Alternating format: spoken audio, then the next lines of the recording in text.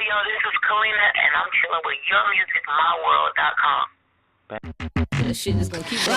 Hotter than a motherfucker, dripping like a sauna. Swag on a zillion up, check out my persona. Your bitch bad, she could be my baby mama. Itchy knees and up, bitch, you been Honda. Swag came from heaven, but your shit was made in China. Plotting on these bitches, so you better watch your lineup. My pockets on why not? Your pockets on time. Ain't fucking with Kalenna, you a motherfucking liar.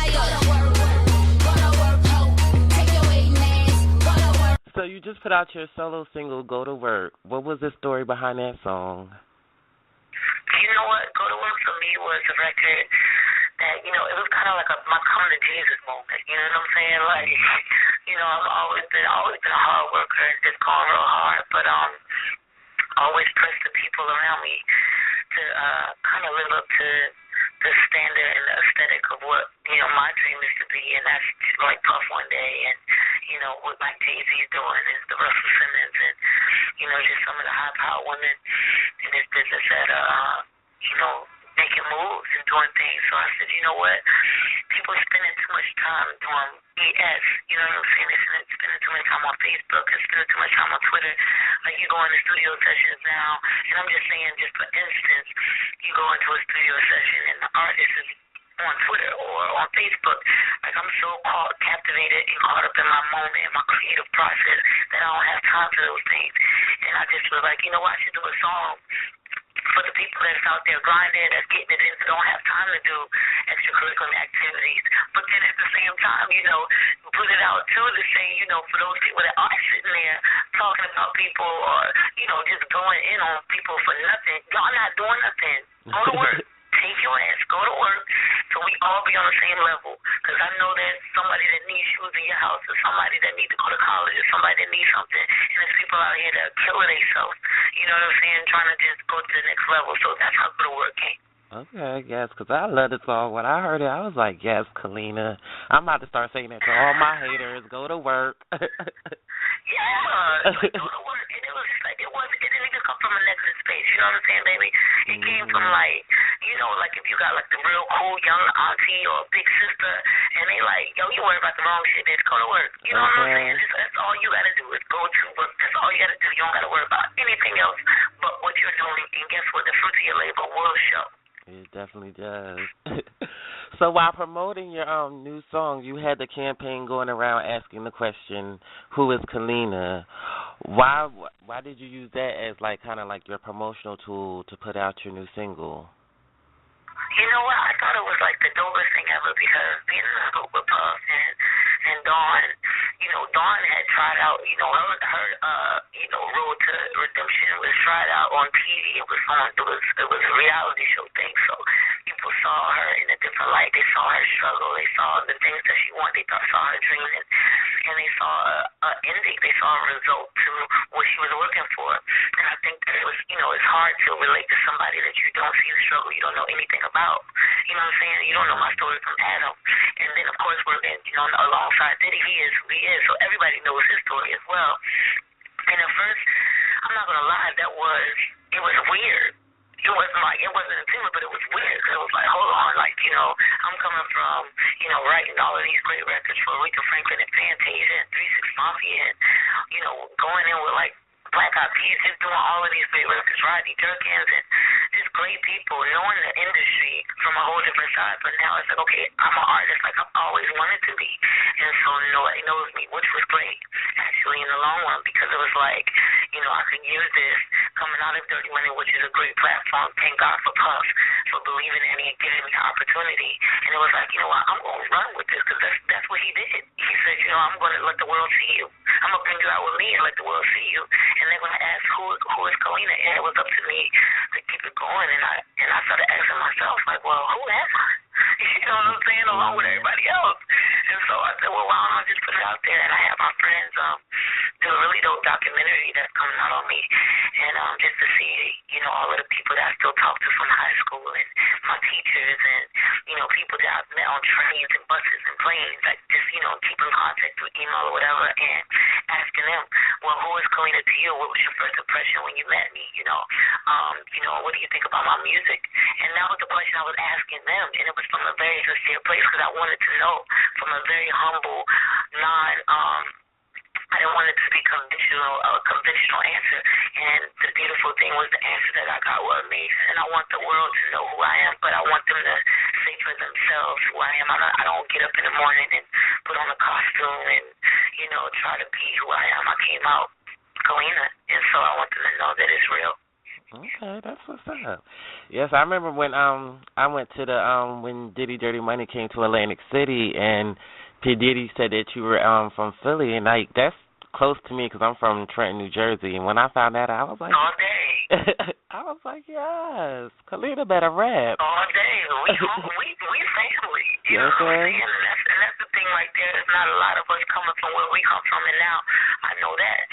You know where we come from. It's hard for people to relate. Mm-hmm. When you're telling people like, yo, like when you're in Trenton, when you're in Philly, it's different. It's not like New York. It's not like that. It's the new Iraq for real. It is. So before you transitioned into Diddy Dirty Money and you were writing songs for all these phenomenal artists, was becoming an artist yourself always the mindset you were going into, or was it just like, I'm going to be a songwriter and that's it? No, you know what, dude, I was a professional singer in the gospel at 9. And so, coming from being 9 years old and, knowing the business, growing up in the business, having godfathers like James Brown, who was really, really close, to me and my father, and he was a crutch for us when we needed questions answered, and just meeting some of the great people along the way, the legends. I knew I wanted to be a writer. I knew I wanted to be an artist, but I also knew I wanted to be a writer because I was writing on my own music anyway. And so, when you're dealing with the greats and you're looking like, look at Smokey, look at, name anybody who was great back in the day that was writing for other people. Some Lionel Richie, look at him. He was writing for everybody, but he still was an artist. But those are ways, that was just a business, coming from a business aspect, because there are artists out there who aren't really artists. They put clothes on them, they put makeup on them, they do their hair, and there's somebody behind them that's making that sound. You know what I'm saying? And all they're doing is duplicating. And so that was like, shoot, that's a business. I was like, you know what? I'm gonna backdoor the game. I'd rather be like a R. Kelly slash, Missy Elliott and backdoor the game. Make my money, be able to do things as I wish and as I want to, and coming in as an artist, I could dress like I want, my makeup could be like I want, my hair could be like I want, because my money's already good. My relationships are already good in the business, and they're going to get it because I work with all of the great people already, you know what I'm saying? So being a writer is actually an advantage of me being an artist. And so it was just a smart way to get in the business and understand and know and not have to do different things to become an artist, because I definitely wasn't getting on my knees for nobody, you know what I mean? Okay. So it was kind of like a boot, I would say like a boot camp type thing. It got you prepared. Amen. I was already prepared for it. So, God got his ways of doing things, you know what I mean? So I'm built for the game, been doing it for a long time. Okay. So it just, it all makes sense. Like, if you're writing, usually you want to be an artist. Usually you do. So, it's one of them things you either do it or you don't. Or you're just going to wait for, your turn. And I thank God for us realizing and seeing it and understanding it. And it wasn't really just Puff. Puff gave me the opportunity, thank God. But like I said, I can't thank Rodney Jerkins enough, for seeing it, understanding, believing it. I can't thank Big John at EMI enough for seeing it, understanding it, believing it. And here I am today. Okay. So your video for Go to Work has reached nearly 50,000 views on YouTube in 3 days, and now it's more than 80,000. What was going through your mind when you first heard that news? You know what? I wasn't expecting it. I swear it was one of those things where, I was biting my nails. I'll tell you something. The night before I put the video out, I was up with the editors and screaming and, just chopping people's heads off because I felt like, I didn't see the video first, and it was, going. And I was just, praying that it was going to be everything that I wanted it to be. And I didn't want to do a full video. I wanted to just try and see what I'm going to be and what it's going to look like and how it's going to, just come off, how people are going to receive it, how they're going to love it, because I'm just being me. I'm not trying to copy nobody. I'm going to do what it do. And so, like I said, in those 3 days and the numbers is going up like that, it really showed me that people knew who I was, whether I knew it or not. And Twitter, Twitter follower numbers had nothing to do with who people thought I was. Mm-hmm. You know what I'm saying? Because the first thing somebody said, well, you only got this many, followers on Twitter. But you gotta understand the statistics of the game too. If you know how to count and you know math, you know that all of those people that follow me are my true fans, and it's just building, and it's a beautiful thing. So I felt like job well done. Show done. And I was just like, you know what, I did it, and so now I know the next ones are going to be better, and it's just going to get better and better and better. I just can't wait for the world to just, see it. I'm excited. It just energized me to keep going, and top of the year, I got great music and great things, a great look.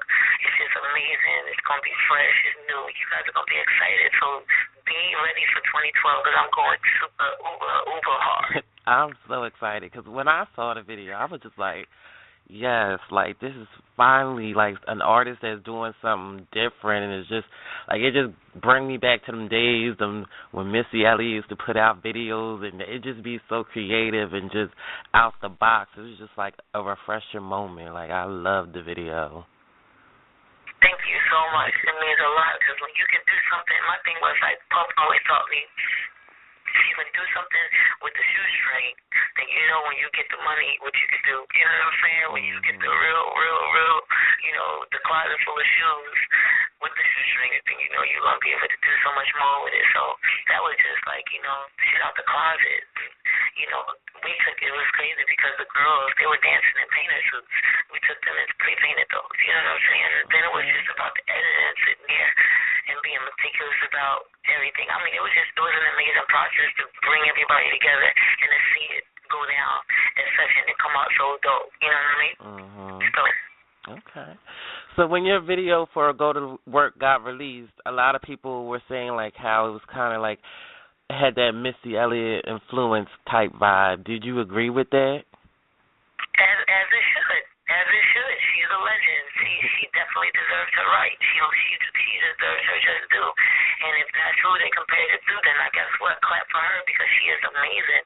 I love Missy Elliott. She's definitely one of my favorites. She's one of my mentors and idols. I love her, and I wouldn't want to be compared to anything less. So thank God for that. Amen. Okay, because it did. Like, it just like kind of like how, how she was like with the big suit on in the rain and how it was just so colorful and creative. It just blew me away.